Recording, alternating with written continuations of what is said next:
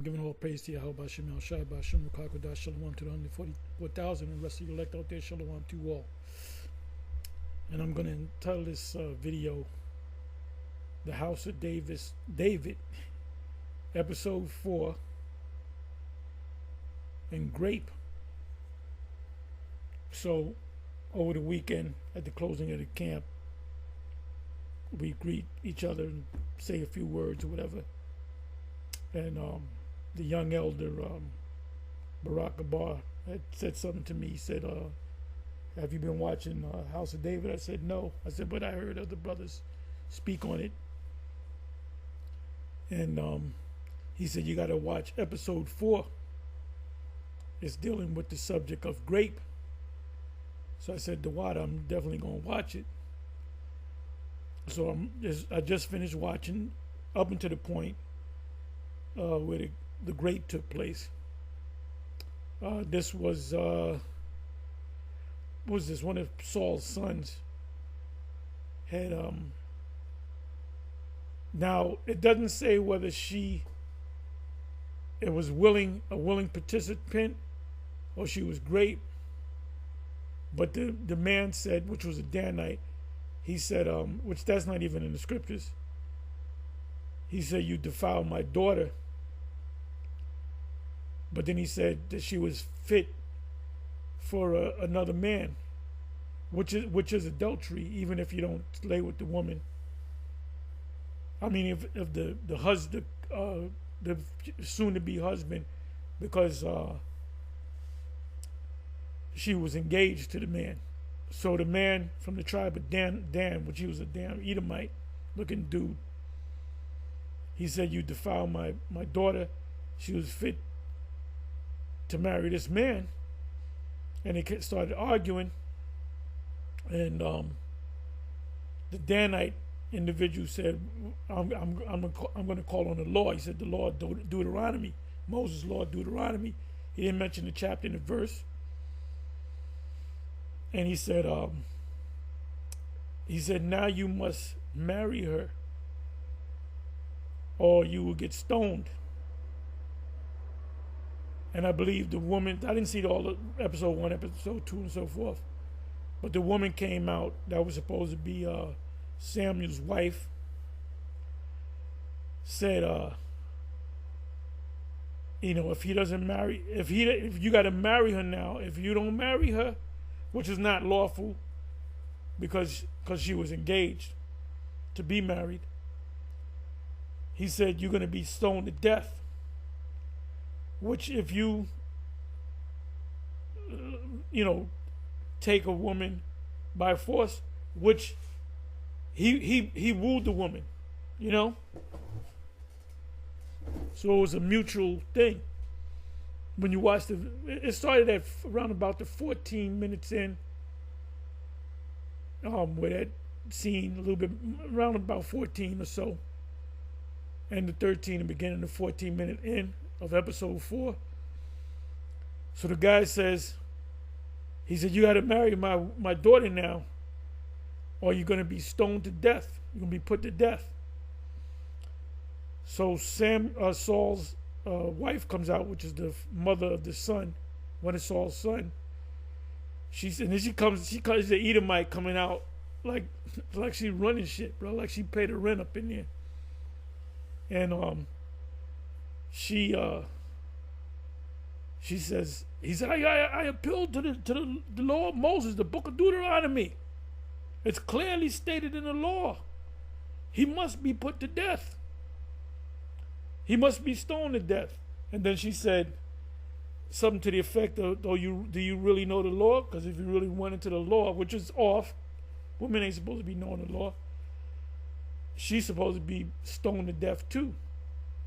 Which basically, the guy didn't take her by force. The guy, that's why he said defiled her. But she was a willing participant. But if they were both to be stoned, they were being stoned for what? The purpose of the man that was engaged to the woman. So the guy from Dan, he shut the fuck up. Now he didn't mention the precept he didn't mention the scripture, but he did mention a book, Deuteronomy. It was actually Deuteronomy chapter 22, a very controversial scripture that weak ass Israelites can't get because they're emotional, dealing with the grape, dealing with getting with a woman that's engaged or married. If you force yourself on her, whether she be engaged or married, he is to be put to death. If she's a willing participant, they both get put to death. If the woman's not engaged or married, and she's found in the field, and the guy gets aroused,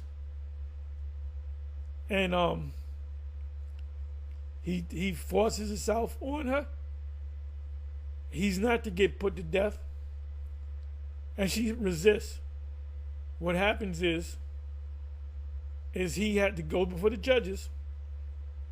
The judges say, okay, she's not married, she's not engaged, so there's no death in this matter, but you took her by force, which is not a good thing to do, because who are you dishonoring? Are you dishonoring the woman, or are you dishonoring the father? You're dishonoring the father. Once the father sets up a man to get married with his daughter, and you defile her, you dishonor the future husband. Because once she's engaged, that's it. She's in between. She's really under the not the father, but the individual that she's supposed to get married to.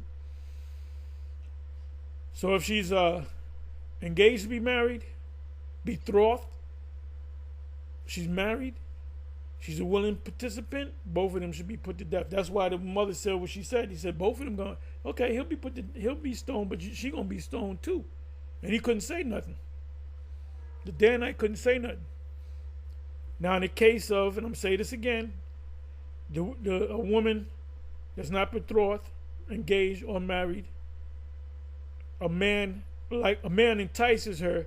Now that's in Leviticus 21, if I'm not mistaken.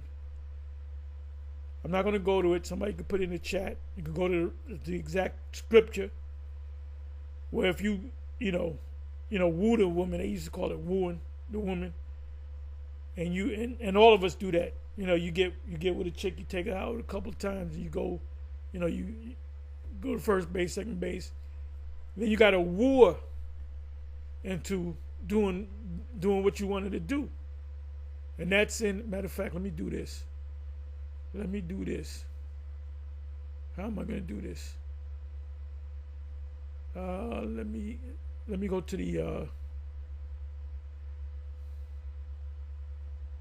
let me do it this way.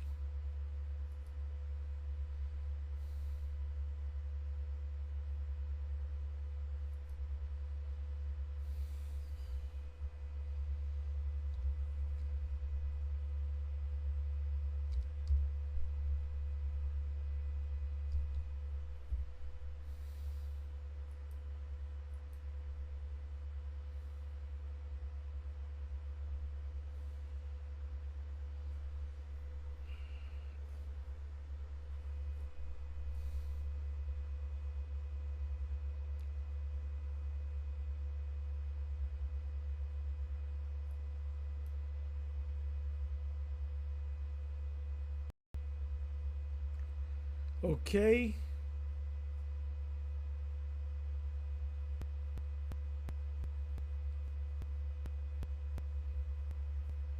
If a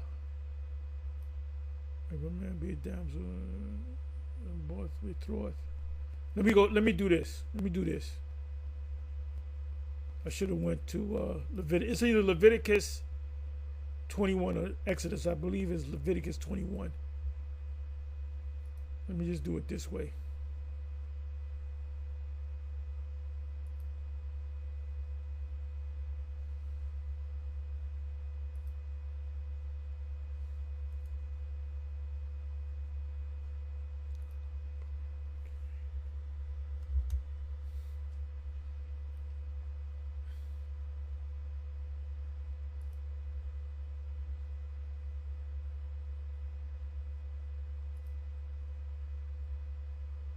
Okay, let me go to the Bible, the Bible Hub should come up.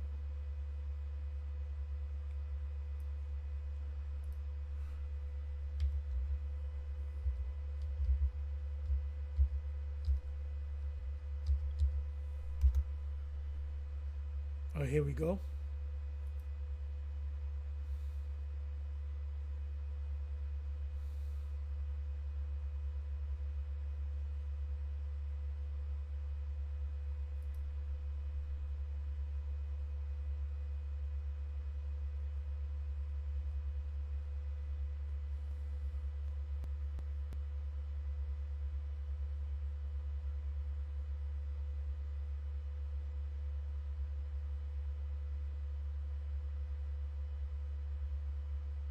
Okay, I believe it's Exodus 22. Let's try Exodus 22 and 16. I said Leviticus.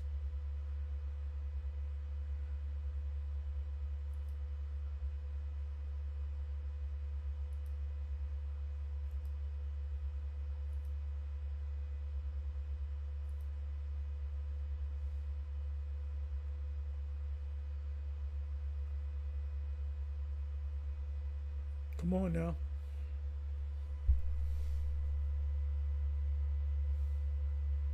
Instead of these other camps, you know, when this subject came up, instead of them putting on their scholarly caps, they got emotional. And they're guilty of taking away from the law. Because this is what I wanted. Exodus 22 and 16. And if a man entice a maid that is not betrothed or engaged and lie with her, you know, as they say, you spit game to her, you wooed her, he shall surely endow her to be his wife. If her father utterly refused to give her unto him, which the father ain't going to do it, because these men want virgin. She's no longer a virgin. He shall pay money according to the dowry of virgins. Let me look up this word. So he had to take the woman, and because he wooed the woman, he spit game to the woman, which is different from Deuteronomy 22. And that's what these Israelite groups would say. See, that's when you entice her. No, that's Exodus 22.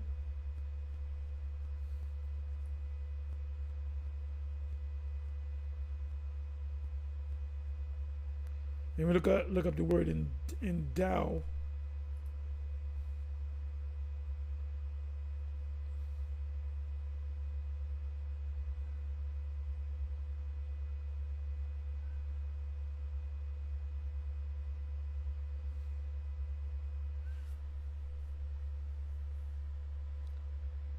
Mahar,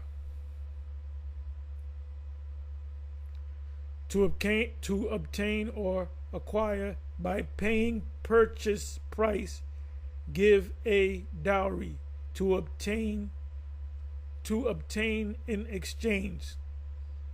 So the first thing you got to do, you got to pay up. When you go to Deuteronomy 22, it's 50 shekels. I did the calculation, and we're talking about I think it's $500,000 or something like that. I did the calculation because I know how to, calculate the silver and the gold of that day to what it would cost now. So you had to be rich. You had to be very well off in order to do that. So it's a purchase, okay? You break it, you buy it, so to speak. You know what happens when you deal with a virgin. I couldn't tell you because I never had one. That's why they got them when they were young. You've been in America too goddamn long.